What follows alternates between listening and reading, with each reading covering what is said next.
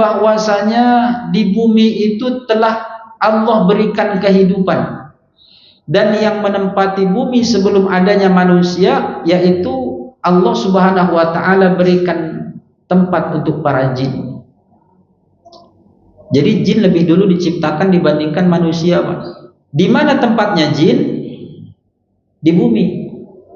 Dan di bumi inilah Allah berikan tempat buat mereka. Awalnya ini penghuni bumi ini jin semuanya, Pak. Jadi kita yang pendatang sebenarnya. Bukan kita mengatakan ada jin yang pendatang, jin kiriman. Kita yang pendatang. Karena lebih dulu jin itu berada di muka bumi. Berapa lama? Pendapat dari Umar ibnu Khattab radhiyallahu an, Abdullah bin Umar ibnu Khattab ataupun Abdullah bin Umar bin Amr bin As, beliau menyampaikan bahwa ternyata jin itu telah berada di bumi 2000 tahun sebelum manusia diciptakan pertama kalinya. Sebelum Nabi Adam diciptakan, maka jin sudah menempati bumi ini selama 2000 tahun. Udah senior berarti, Pak. 2000 tahun. Tapi apa yang dilakukan oleh para jin di bumi? Mereka berbuat kerusakan. Yang kedua, menumpahkan darah. Itulah perbuatan jin selama di bumi. Menumpahkan darah, berbuat kerusakan. Tentu Allah enggak terima, Bapak Ibu. Maka Allah Subhanahu wa taala mengutus sebuah pasukan dari malaikat. Pasukan dari bangsa malaikat. Ya, ini yang disampaikan dalam hadis dari Qatadah, ya, riwayatkan oleh Qatadah, bahwa Allah menyampaikan kepada para malaikat untuk mendatangi seluruh jin yang berada di muka bumi lalu menghalau mereka. Kemana dihalau mereka itu, Bapak Ibu? Mereka itu dihalau ke seluruh samudra yang berada di lautan. Mereka itu dihalau ke sana. Sebahagian ke lautan, ke samudra, kemudian sebahagian lagi Allah halau agar mereka naik ke langit. Dari mana kita bisa tahu bahwa jin sebahagian dihalau ke langit? Itulah kita tahu bahwa ketika Allah memerintahkan seluruh malaikat untuk sujud kepada Adam, maka sujudlah seluruh malaikat kecuali iblis.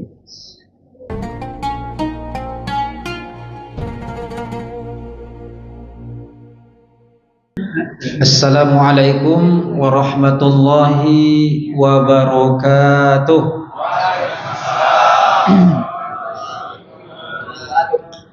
Innal hamdalillah wa syukru ala ni'matillah wassalatu wassalamu ala Rasulillah. Asyhadu an la ilaha illallah wahdahu la syarikalah wa asyhadu anna sayyidana wa nabiyyana Muhammadan abduhu wa rasuluh la nabiyya ba'dah. Allahumma fassalli wa sallim wa barik ala sayyidina Muhammadin wa ala alihi wa ashabihi ajma'in. Amma ba'd. Faqala Allah ta'ala fil Qur'anil Karim, a'udzu billahi minasy syaithanir rajim. Bismillahirrahmanirrahim.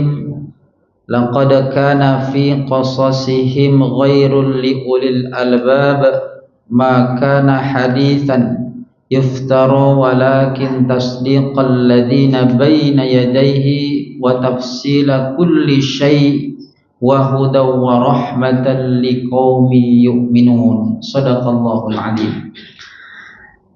Bersyukur kita kehadirat Allah Subhanahu wa taala dengan mengucapkan alhamdulillahirabbil alamin.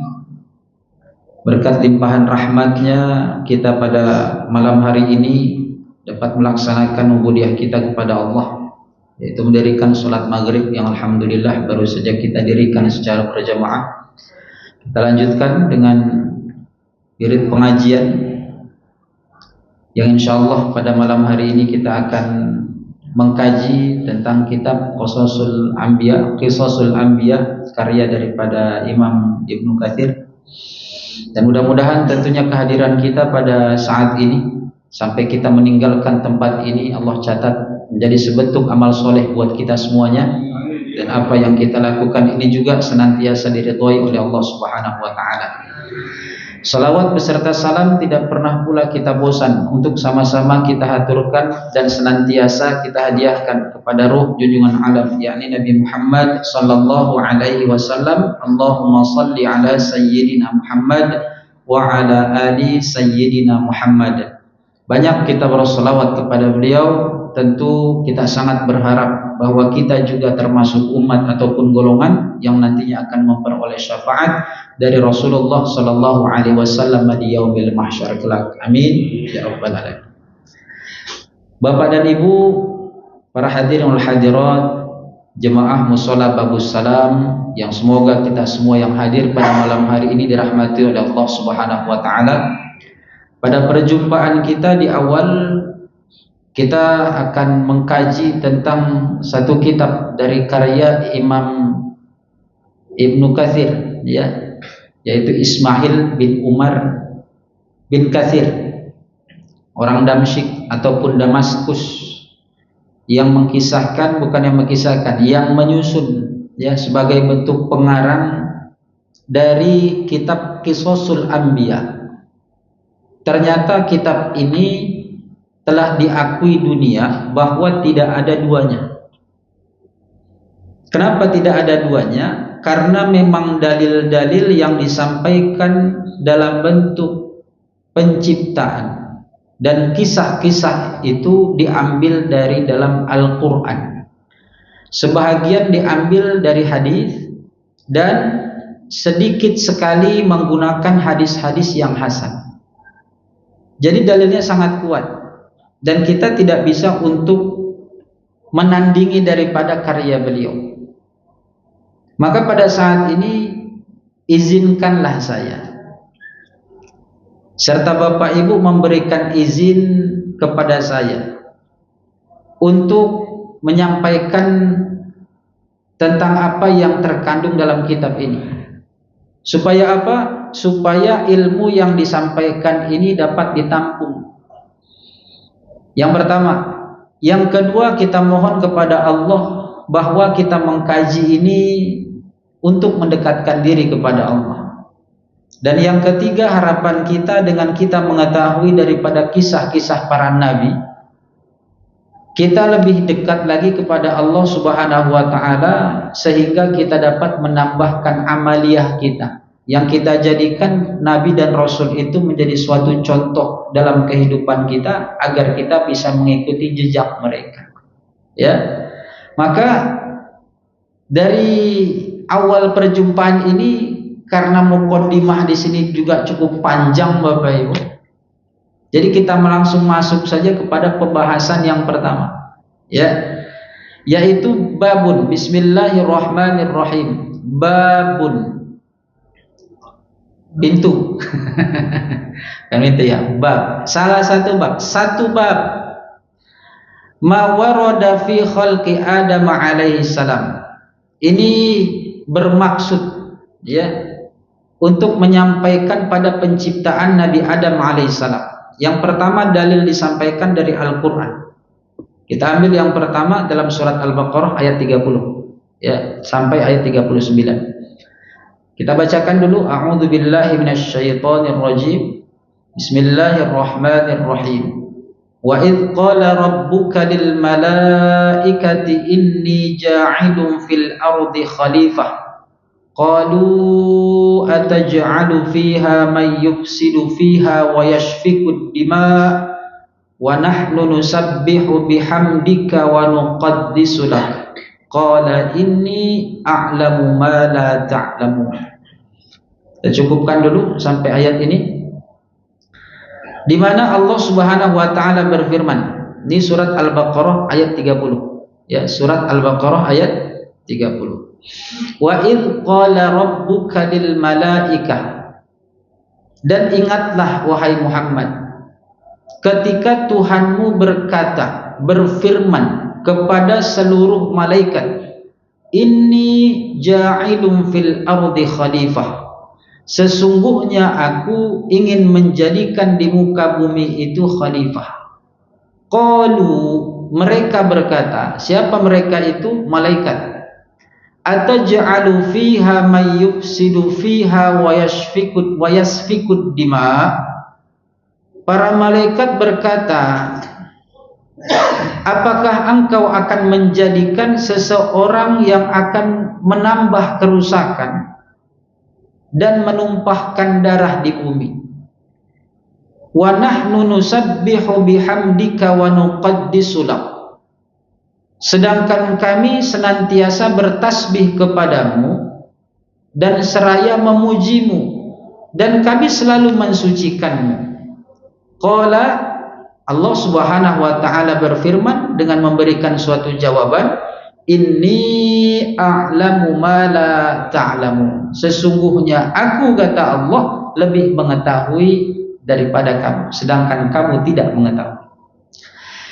Di sini mufassirin tentunya yang dikutip oleh Imam Ibnu Katsir, bahwa yang pertama Allah Subhanahu wa taala memberitahukan kepada malaikat bahwa Allah Subhanahu wa taala ingin menjadikan di muka bumi itu khalifah. Yang pertama kita garis bawahi, yaitu inni ja'ilum fil ardi. Allah menyampaikan kepada para malaikat, ya. Jadi Allah itu memang melakukan sesukanya Allah, tetapi Allah Subhanahu wa taala tidak mau merendahkan orang-orang yang dekat dengan Allah. Allah Maha Tinggi, tetapi Allah tidak menjatuhkan para malaikat yang menjadi hambanya Allah. Maka kita seharusnya menjadi seorang pemimpin pun, kalau kita memiliki suatu bawahan, kita bisa melakukan apa yang akan kita lakukan, kita bisa memperbuat apa yang harus kita perbuat, dan kita tahu mana yang terbaik, tetapi menjadi salah satu adab, salah satu yang bisa kita contoh dari apa yang Allah Subhanahu wa taala lakukan kepada para malaikat. Kita katakan saja, kita sebutkan saja, jangan semaunya kita, walaupun kita tahu bahwa mereka tidak akan mengikuti apa yang menjadi keinginan kita, ya. Yang kedua, inni ja'il, sesungguhnya aku ingin menjadikan.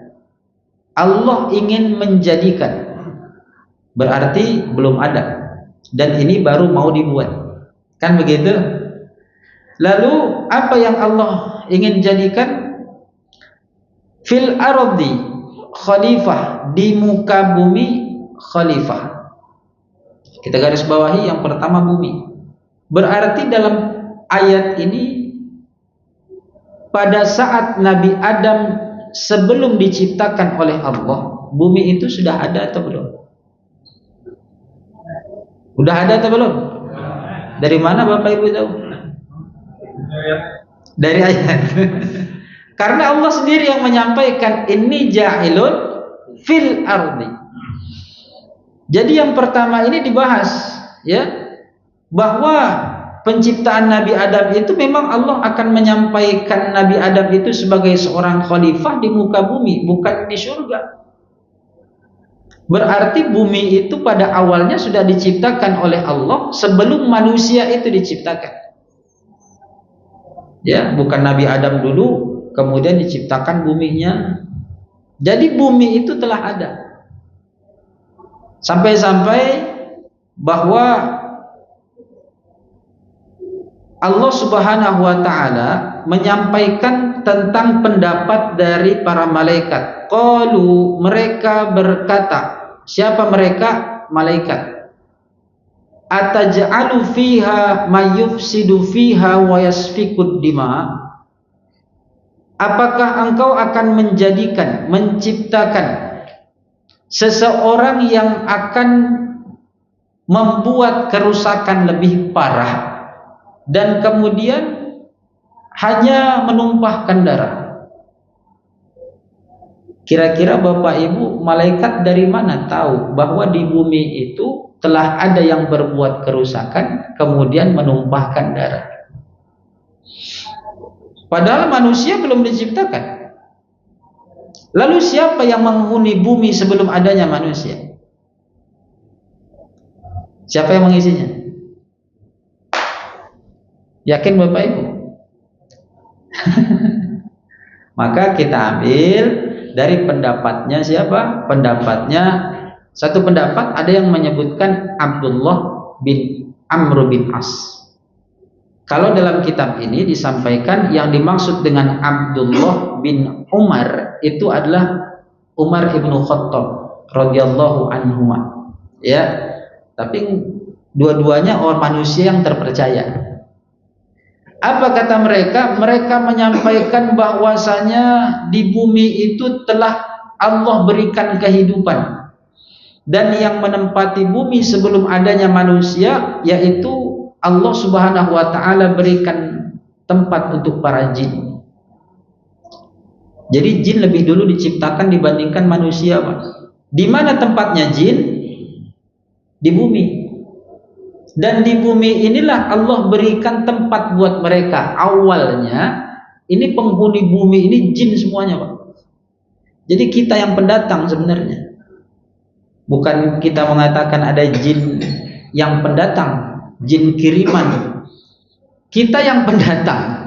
Karena lebih dulu jin itu berada di muka bumi. Berapa lama? Pendapat dari Umar ibnu Khattab radhiyallahu an, Abdullah bin Umar ibnu Khattab ataupun Abdullah bin Umar bin Amr bin As, beliau menyampaikan bahwa ternyata jin itu telah berada di bumi 2000 tahun sebelum manusia diciptakan pertama kalinya. Sebelum Nabi Adam diciptakan, maka jin sudah menempati bumi ini selama 2000 tahun. Udah senior berarti, Pak. 2000 tahun. Tapi apa yang dilakukan oleh para jin di bumi? Mereka berbuat kerusakan. Yang kedua, menumpahkan darah. Itulah perbuatan jin selama di bumi. Menumpahkan darah, berbuat kerusakan. Tentu Allah nggak terima, Bapak Ibu.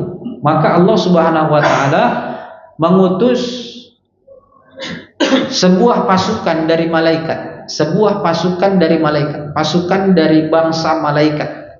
Ya, ini yang disampaikan dalam hadis dari Qatadah, ya, riwayatkan oleh Qatadah, bahwa Allah menyampaikan kepada para malaikat untuk mendatangi seluruh jin yang berada di muka bumi lalu menghalau mereka. Kemana dihalau mereka itu, Bapak Ibu? Mereka itu dihalau ke seluruh samudra yang berada di lautan. Mereka itu dihalau ke sana. Sebahagian ke lautan, ke samudra, kemudian sebahagian lagi Allah halau agar mereka naik ke langit. Dari mana kita bisa tahu bahwa jin sebahagian dihalau ke langit? Itulah kita tahu bahwa ketika Allah memerintahkan seluruh malaikat untuk sujud kepada Adam, maka sujudlah seluruh malaikat kecuali iblis. Iblis ini siapa sih gitu?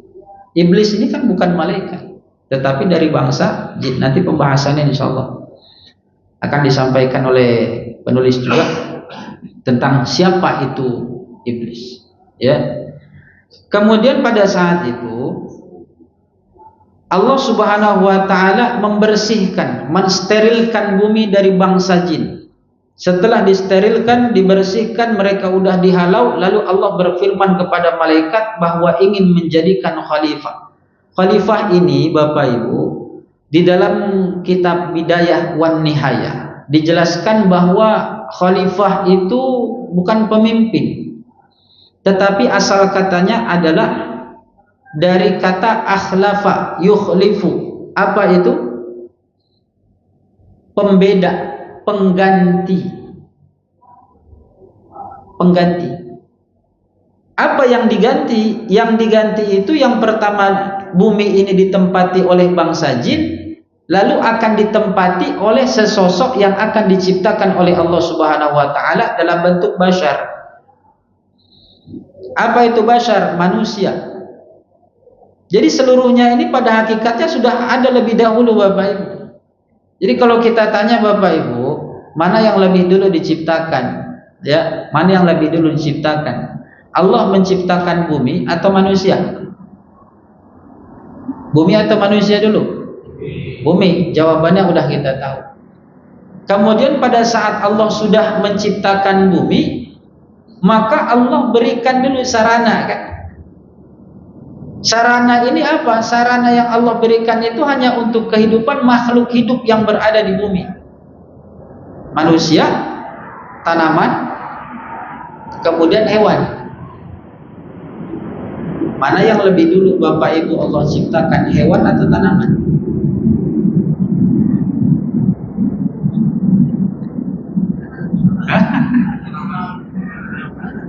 Tanaman atau hewan?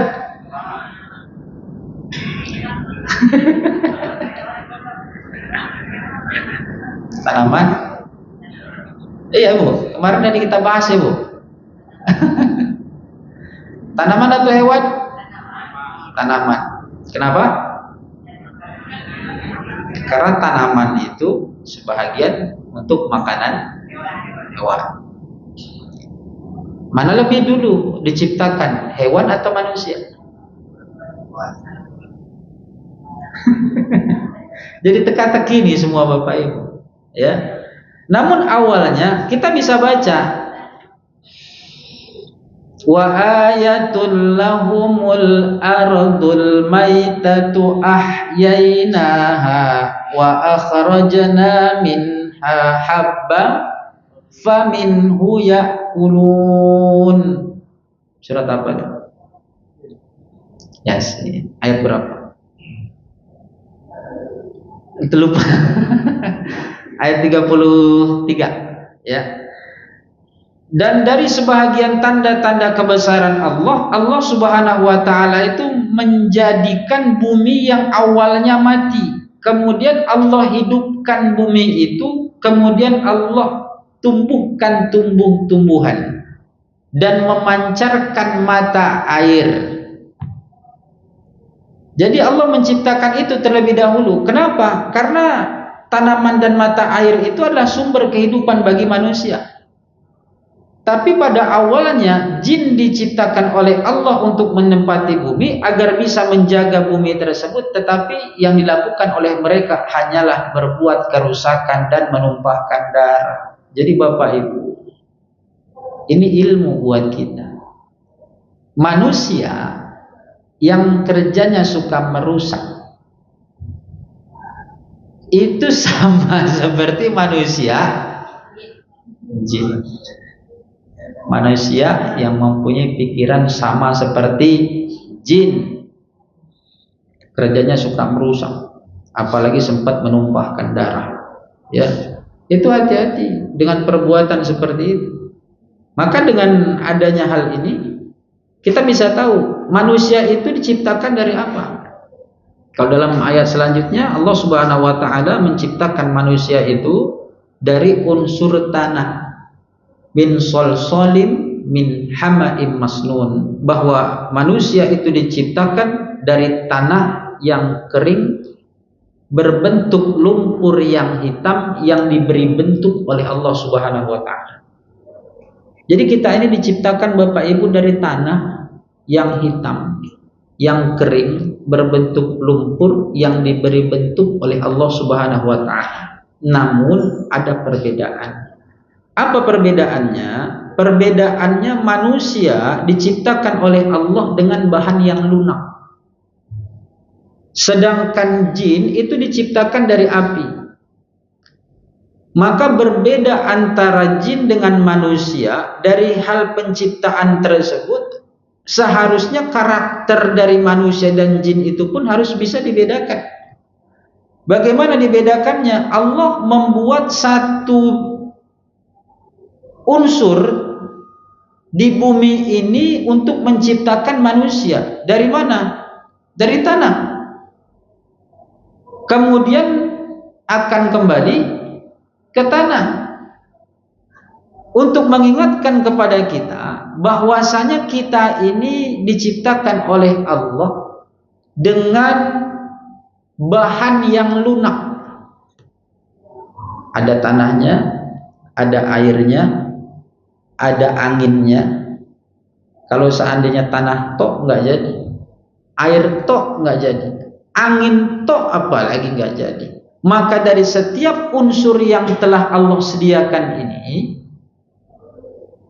menurut para ahli tafsir, bahwa unsur itu dinamakanlah dengan nama Adam. Jadi pahami Bapak Ibu? Yang ngasih nama Adam itu siapa? Allah. Kenapa dinamakan Adam? Karena Adam itu adalah setiap unsur dari penciptaan Nabi kita. Penciptaan manusia itu ada unsur-unsur yang digabungkan oleh Allah, itu namanya Adam.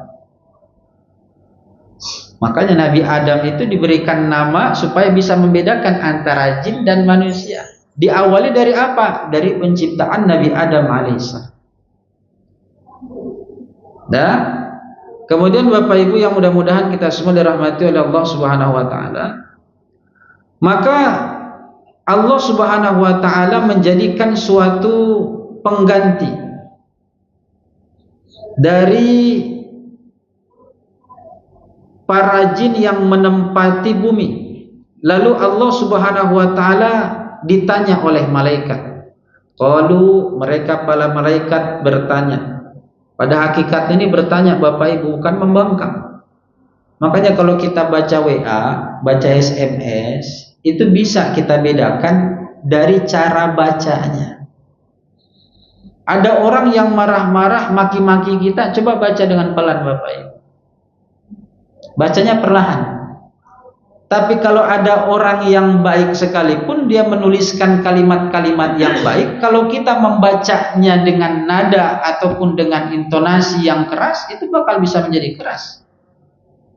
Maka pada saat ini Allah Subhanahu wa taala setelah memberitahukan kepada malaikat akan dijadikan di bumi itu sebagai pengganti daripada jin, yaitu manusia, ya, belum dinamakan oleh Allah pada saat itu. Maka para malaikat bertanya kepada Allah. Qalu, mereka berkata kepada Allah, ataj'alu fiha ma yufsidu fiha. Untuk apa lagi engkau ciptakan Allah manusia yang membuat kerusakan dan menumpahkan darah di muka bumi, sedangkan kami selalu bertasbih kepadamu, memujimu, dan selalu mensucikanmu, wahai Allah.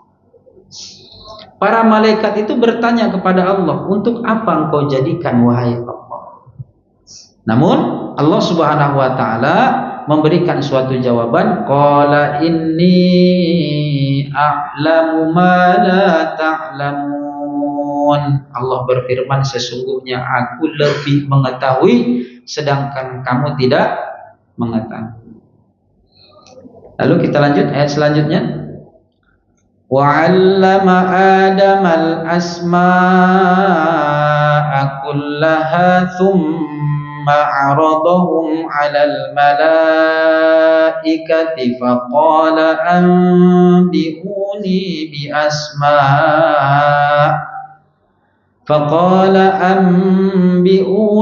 بِأَسْمَاءِ هَؤُلَاءِ إِن kuntum shadiqin. Kemudian Allah mengajarkan Adam tentang nama-nama semuanya. Allah mengajarkan tentang nama-nama semuanya kepada siapa? Kepada Nabi Adam alaihissalam. Kemudian Allah pamerkan kepada para malaikat. Memang dalam pengertian secara tarlik ini diperlihatkan. Allah memperlihatkan kepada para malaikat, nih yang sudah aku ciptakan. Dan dia bisa mengetahui dari nama-nama yang tidak kalian ketahui. Ya. Maka faqala,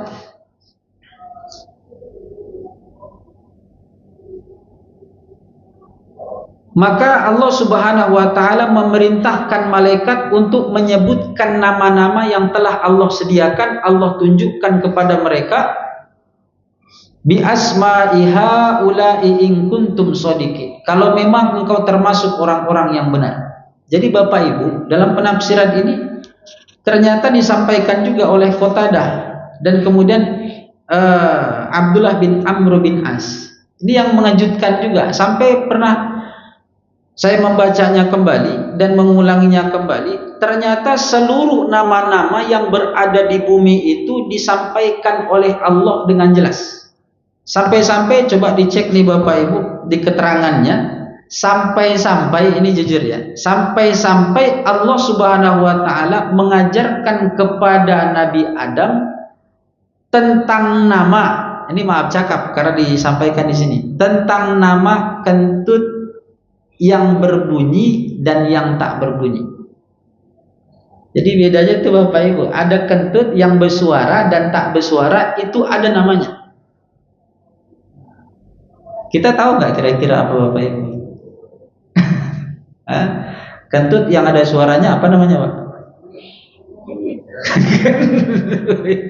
Kalau yang tak ada suara, sampai sebegitunya, nama-nama hewan disampaikan oleh Allah, nama-nama tumbuhan disampaikan oleh Allah, kemudian yang berada di bumi berupa batu, pasir, kerikil, sirtu, semuanya disampaikan oleh Allah dan semua ada namanya. Sedangkan malaikat saat itu tidak mengetahui tentang nama itu.